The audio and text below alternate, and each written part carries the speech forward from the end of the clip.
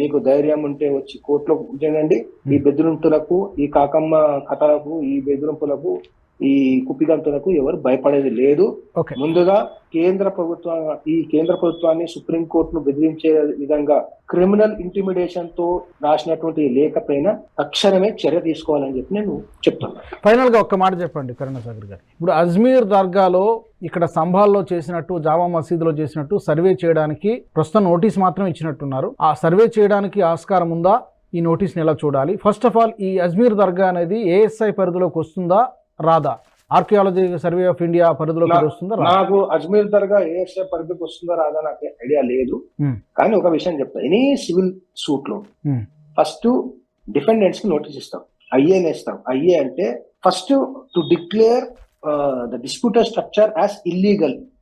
First main prayer ఉంటుంది. దాంట్లో ఇంటర్లాకటరీ applications ఉంటాయి, ఐఏస్ ఉంటాయి.